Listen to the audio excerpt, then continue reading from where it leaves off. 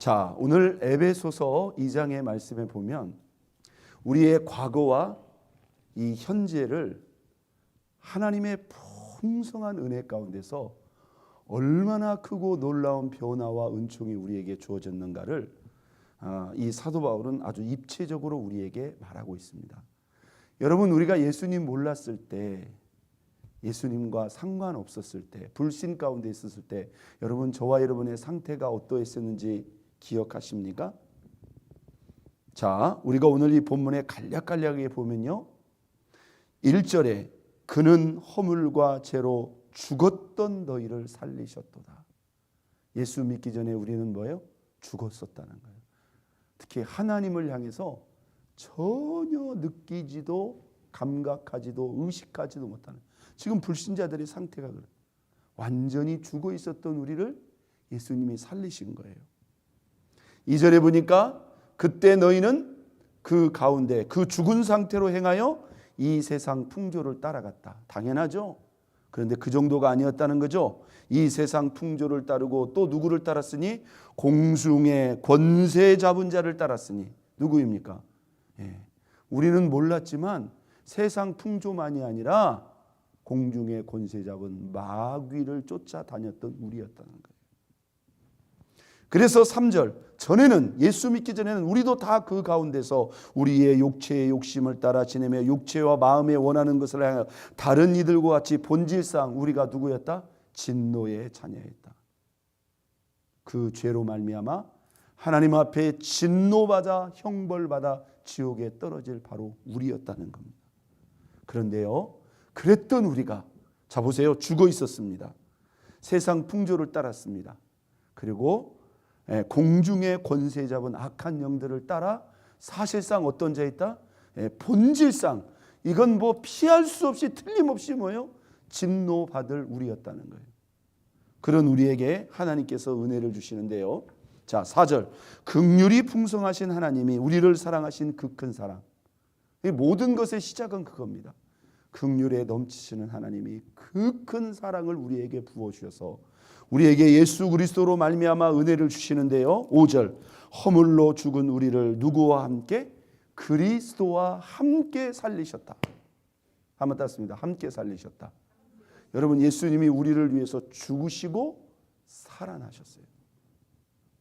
우리가 예수를 믿을 때 우리는 예수와 함께 죽고 예수와 함께 다시 살아나는 겁니다. 할렐루야. 이것이 우리가 육체적으로가 아니라 영적으로 보면 우리가 다시 태어나는 거예요.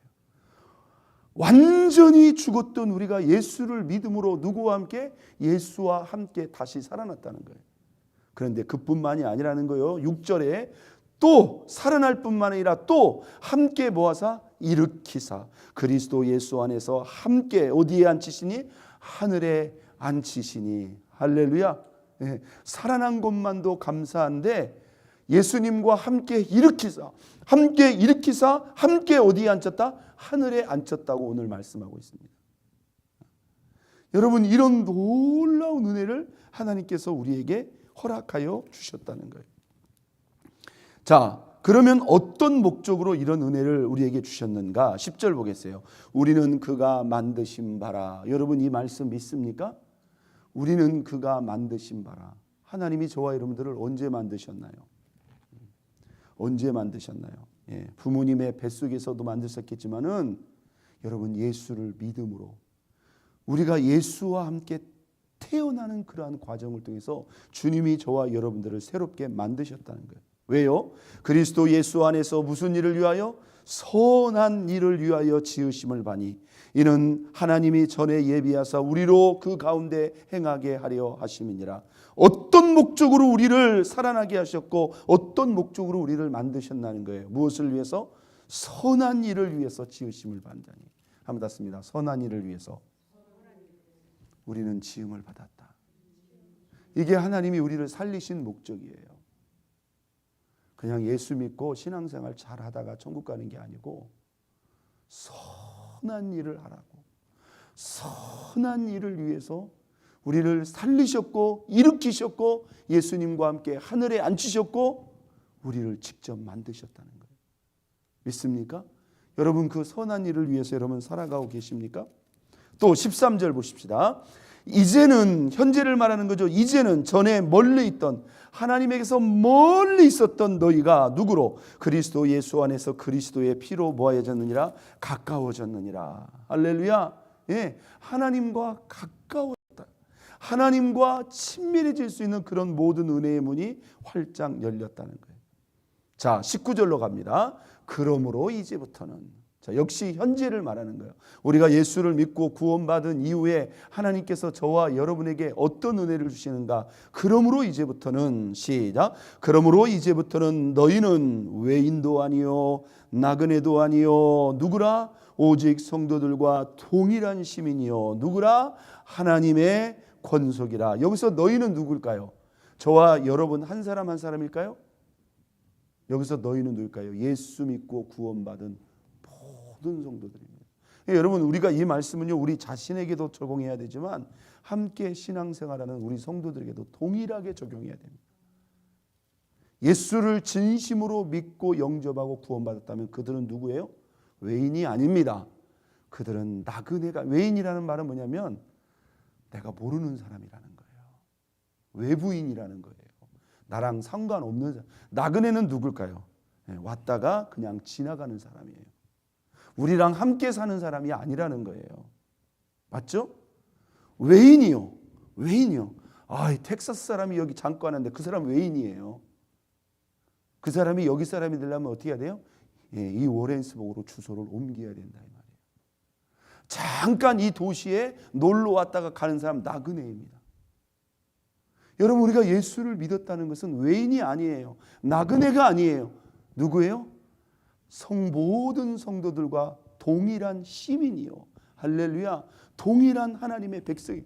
여러분 자신에 대해서 이 의미를 분명히 적용해야 됩니다. 그리고 함께 신앙생활하는 우리 모든 분들, 그들이 하나님과 동일한 시민이요. 또 하나님의 누구라? 권속이라. 권속이라는 말이 무슨 말입니까? 패밀리라는 거예요. 우리가 하나님의 가족이 되었다는 거예요. 믿습니까? 뭐함으로? 예수 그리스도를 믿음으로. 그러니까 우리가 어떤 성도도 외인이나 나그네처럼 대해서는 안 됩니다.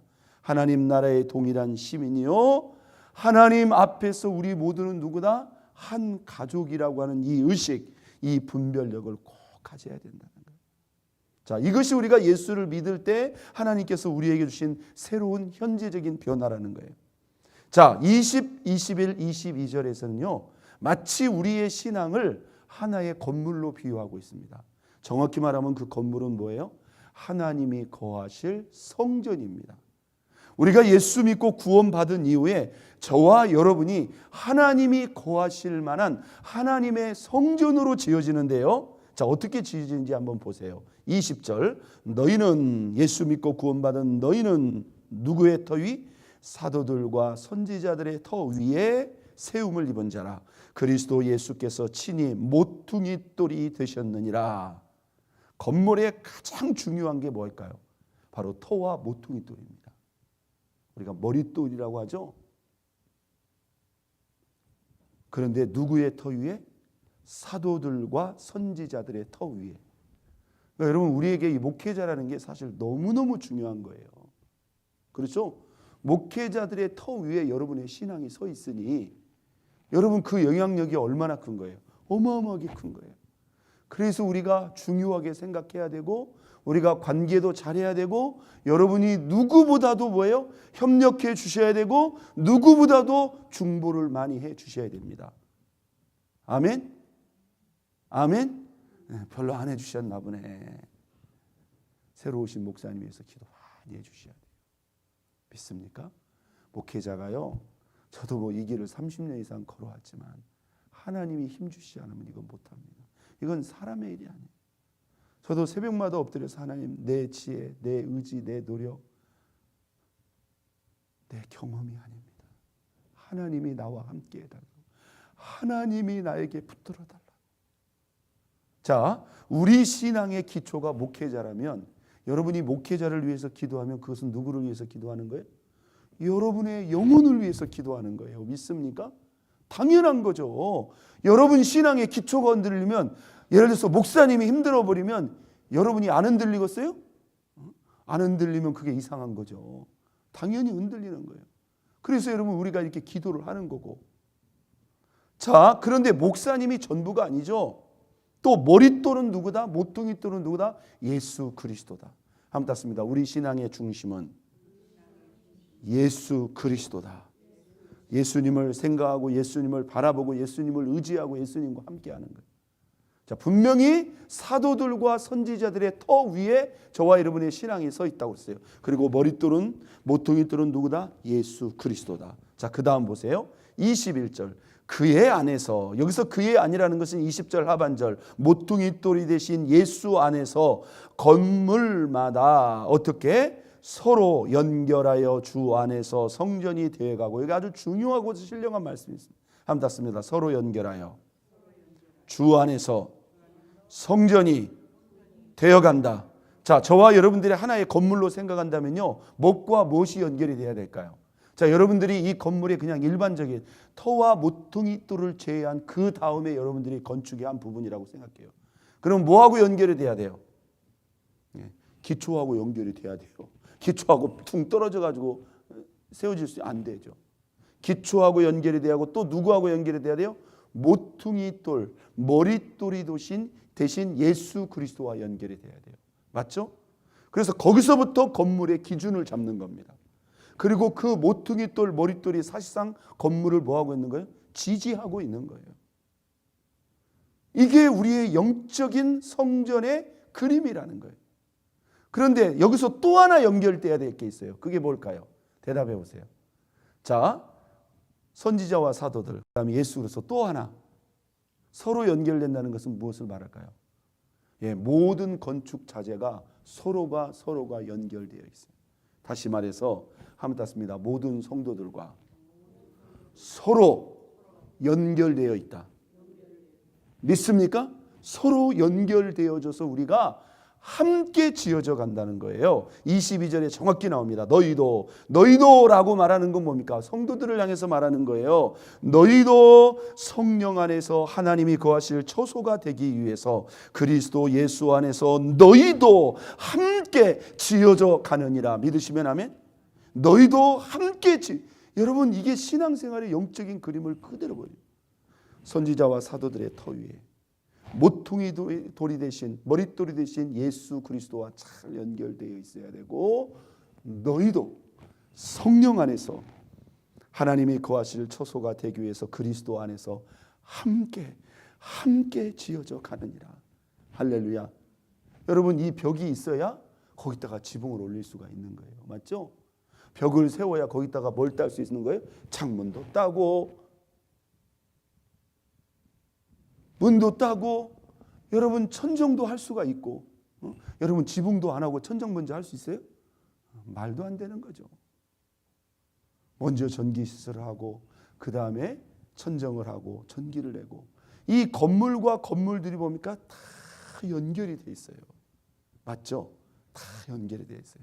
우리가 집을 짓다 보면 있잖아요. 예를 들어서 이렇게 철근을 하나 사면 뭐 이렇게 기둥을 하나 샀다고 쳐요. 그럼 우리가 이걸 자르지 않고 완벽하게 쓰면 참 기분이 좋잖아요. 그죠? 그런데 여러분, 그게 내 마음대로 될 수 있어요? 아닙니다. 벽돌도요, 맞물리는 곳에서는 뭡니까? 벽돌을 쪼개야 된다. 깨서 착착착착 중첩해서 싸는 거예요. 창문도 뭡니까? 그 사이즈에 맞게 다 건물을 도려내야 된다, 이 말이에요. 이 말이 무슨 말일까요? 우리가 서로가 서로 어우러져서 하나의 건물로 지어지려면 어떻게 해야 돼요? 때로는 잘리고, 때로는 깎이고, 때로는 참아야 되고, 때로는 배려해야 되고, 때로는 인내해야 되고, 때로는 양보해야 되는 것이 있어요, 없어요? 있다는. 이렇게 우리가 함께 지어진다. 여러분, 우리의 신앙은 각각 지어지는 게 아니라는 거예요. 사도와 선지자들의 터 위에 예수 그리스도가 머리 되시고, 그 다음에 모든 성도들이 성령 안에서 따라 삽니다. 함께 지어져 간다. 여러분, 이 말씀을 꼭 명심해야 됩니다. 여러분, 우리가 힘든 순간이 와요. 우리가 지난주일도 나눴지만 원치 않게 도전과 시험이 와요. 그러나 그래도 어떻게 해야 돼요? 그래도 우리가 참고 인내하면서 뭡니까? 그 순간을 잘 이기고 극복해야만 우리가 뭐 할 수 있다? 함께 지어져 갈 수 있다는 거예요. 믿습니까? 여러분, 아무리 목회자가 별짓을 다 하려고 해도 어떤 점에서 성도들도 그 부분에서 뭡니까? 서로 양보하고 인내하고 협력을 해야만 결국 뭐가 되는 거예요? 집이 지어지는 거예요. 믿습니까? 집이 지어지는 거예요. 그렇게 할 때 하나님이 거하실 만한, 하나님이 들었을 만한 좋은 성전, 하나님이 마음껏 역사하시고 하나님께서 마음껏 사용하실 아름다운 몸된 교회 공동체가 세워진다는 거예요. 믿습니까? 여러분, 우리는 원래 죽었던 자들입니다. 세상 풍조를 따르고 악한 영에게 휩쓸려 다녔던 우리들입니다. 그런 우리들을요, 예수 그리스도의 풍성한 구원의 은혜로 우리를 살리셨을 뿐만 아니라 함께 일으키사 하늘의 예수님 앞 옆에 우리를 앉히셨다고 했어요. 우리를 선한 일을 위해서 지으셨을 뿐만 아니라 오늘 이 본문에 보니 우리가 이제는 외인도 아니고 나그네도 아니고 동일한 시민, 동일한 하나님의 가족이 되어서 하나님이 거하실 거룩한 무엇으로? 성전으로 우리가 지어지고 있는 거예요. 믿습니까? 오늘 목회자와의 관계, 예수님과의 관계, 그리고 모든 성도들과 우리는 함께 지어지는 그런 공생공존의 관계라는 것을 우리가 잊지 말고, 여러분들이 이 모든 것을 잘 협력해서 우리 하나님이 이 교회 속에서 마음껏 임재하시고 들어쓰실 만한 아름다운 성전으로 지어지는 우리 교회, 우리 모든 성도가 될 수 있기를 예수 그리스도의 이름으로 축원드립니다. 우리 이 시간 다 같이 이 말씀을 붙잡고 적용하며 기도하겠습니다.